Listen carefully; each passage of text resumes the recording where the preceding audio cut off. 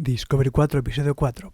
Nuestra Tilly se despide con una aventura genérica más vieja que Galileo 7. Es una aventura tan cliché que tiene hasta la escena de arenas movedizas, pero los últimos 10 minutos valen la pena porque hay psicología. A mí me encanta la psicología. Yo vería una serie de puras terapias. Siento que Discovery está cambiando para satisfacer gustos más especializados. Digamos que ha encontrado su público y prefiere satisfacer a la gente sensible a tratar de abarcar a un público más general y que no guste a nadie. Empezaron metiendo una gata. ¡Mira una gata! ¡Es una reina! La juventud ya no tiene hijos, tiene gatos. Luego metieron un shipping. ¡Mira que se trae Saru con esa señora elegante! Y a partir de ahí engancharon con la juventud. El episodio 4 es de los polarizantes. El favorito para muchos y el peor para otros. Si no prestas atención pareciera que no pasa nada, que es relleno porque no saben cómo seguir la trama de la anomalía.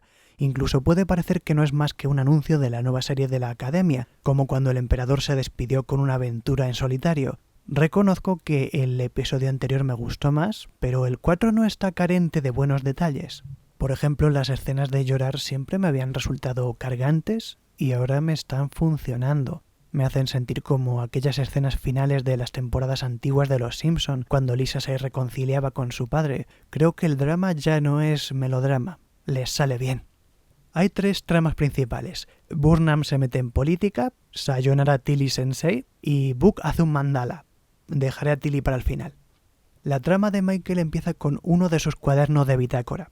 Cuando un episodio de Discovery empieza con una narración de Michael, para mí pierde 3 puntos de entrada. Sonequa Martin Green hace las bitácoras demasiado sobreactuadas.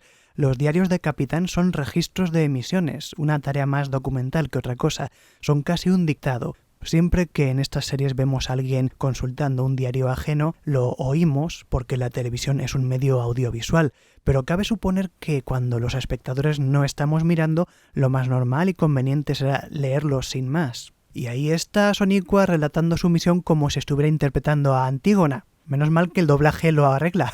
Por suerte, la presidenta de la Federación la manda a estar callada, porque tiene que representar a la flota en una reunión. Esta reunión es todo un juego de intrigas palaciegas entre 3 personajes con muchas facetas. Michael, Miss Flota Estelar Burnham, humana vulcana y del pasado. Lyra, Miss Federación Rilak, humana cardasiana y bajorana. Y Terina de Nibar, vulcana, romulana y convidadora de tés. Burnham tiene sospechas en contra de la presidenta de la Federación y como Michael Burnham lleva 3 años teniendo siempre la razón, nos inclinamos a sospechar igual que ella. Sin embargo, esta temporada está buscando subvertir expectativas. Aquí es donde entra el tema que decía del fanservice. Todos los que aún seguimos Discovery a estas alturas de la serie sentimos aprecio por Saru. El pobre lo ha pasado muy mal y cuando el año pasado vimos que la presidenta de Nibar mostraba interés por él, nos ilusionamos. Saru merece amor en su vida, es una persona noble. Y además cuando graba los cuadernos de bitácora no sobreactúa. ¿Qué enemigo puede ser más insospechado que el que presentaron antes de iniciar la temporada 4? Burnham está dirigiendo nuestras sospechas hacia Rilak, pero la que sabe qué ojos están cerrados y cuáles abiertos es Terina. La escena donde Terina hace una meditación guiada con Saru se puede ver como un regalo para la gente que shippea a esta parejita, pero también se puede interpretar como una pista. En el episodio 2 vimos la anomalía de lejos y parecía un ojo. En la fusión mental con Book, él cerraba los ojos, pero la visión empezaba con un único ojo abierto. Si partimos de la premisa de que Terina solo querrá compartir experiencias contigo o guiarte después de que cierres los ojos, no es del todo ilógico pensar que su mayor enemiga será una presidenta con 3 ojos. Rilak es descendiente de cardasianos, tiene una mandorla en la frente. Los guionistas no han parado de pintárnosla como sospechosa hasta el punto de que su vestido lleva una serpiente cosida. ¿No sería demasiado obvio que Rilak fuera la antagonista? Si tengo que sospechar de alguien, antes lo haré de Trina, la señora que solamente interactúa con quienes mantienen sus ojos cerrados. Rilak tiene una serpiente en el hombro, sí, pero el caduceo, el símbolo de la medicina, también tiene una serpiente. Más que una directora de orquesta, Rilak es una doctora que sabe lo mejor para la salud de la Federación. A veces Burnham quiere tomar cerveza y la doctora dice que ni hablar y no por ello es enemiga. A veces un doctor recibe la frustración de sus pacientes y tiene que contar una anécdota que a lo mejor no tiene por qué ser real y no por ello es un mentiroso. Digo esto porque en mi canon mental Culber se inventó por completo lo del funeral de su tío. No es la primera vez que Culber dice palabras en español y siempre hay alguna que la pronuncia mal. Si su tío se llamara César de verdad, lo pronunciaría César y no César, como si fuera francés. Habrá quien lo excuse como un fallo del actor o de la dirección, o de que su tío era hispano y también francés.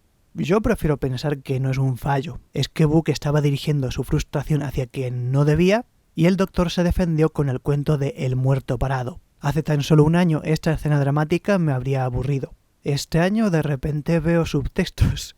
O sea, sigo prefiriendo el Star Trek de los años 90, pero aprecio cómo se están esforzando en estructurar bien los guiones.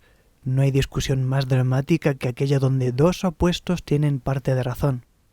Culber prepara una actividad terapéutica diseñada para sustituir la experiencia sanadora de la arena del mundo que Book perdió. Book extraña la arena de verdad. Comprendemos a Book porque la arena del lecho del río Mamexaxa y la bendición de los bosques Tulí y las grandes tormentas del Nailemquai no se pueden comparar a unos clics de Playmobil. Pero también podemos comprender a Culber porque, en realidad, al subconsciente de Book no le importa de dónde sea la arena, lo que importa es el mandala, lo que sana es hacer el dibujito. Finalmente, la despedida de Tilly. En Star Trek Discovery, si un miembro del equipo se va, hay que dedicarle una aventura. Alguien puso esa regla en la Biblia de la serie cuando todavía la escribían con los pies y ahí se ha quedado la costumbre. La teniente Tilly está también con su terapia, como es su responsabilidad, y llegado un momento el Dr. Culber le sugiere que tome un leve detour.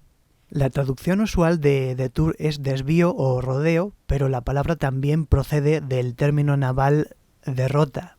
Esto que voy a contar no sale en el examen, pero es interesante.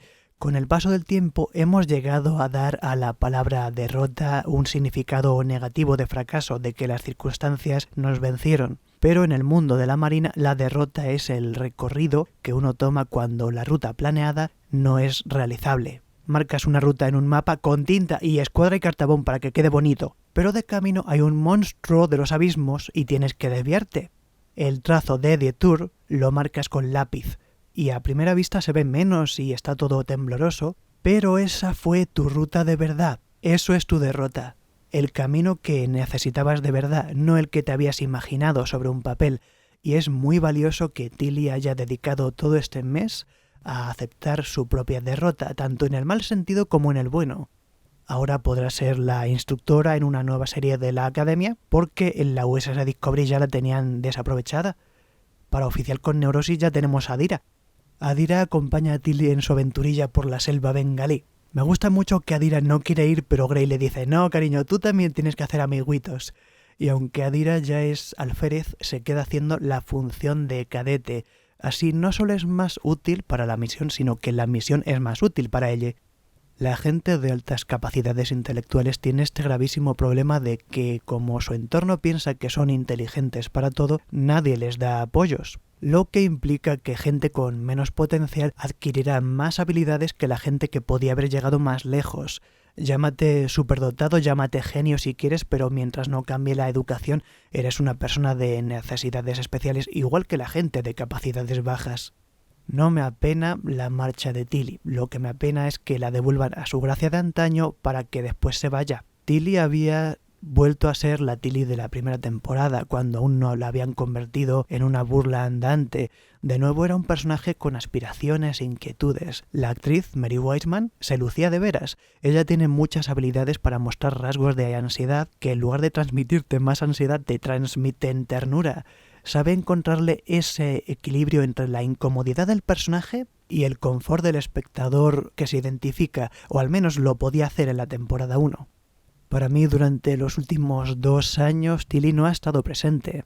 Mary Wiseman ha estado recibiendo guiones que jugaban en su propia contra. No paraban de mostrar a Tilly como causa de risas y burlas a su costa. Mira ese animalito nervioso, está buscando que le den un mordisco. En su primera aparición, Tilly se presentó diciendo que tenía necesidades especiales. Era inspiradora de un modo sano y equilibrado. Además, el hecho de que ella aceptase en público que necesita apoyos servía para subrayar el complejo de autosuficiencia de Burnham. Todo eso se torció en la temporada 2. En el mundo de la discapacidad existe el cliché de la figura de inspiración, o como también es llamado en inglés, el inspiration porn. Para que un personaje o persona provoque sentimientos de inspiración, el público tiene que empezar creyéndose superior, aunque sea sin darse cuenta. Por eso, al inicio de la segunda temporada de Discovery, la integridad de Tilly como personaje fue hundida en el lodo.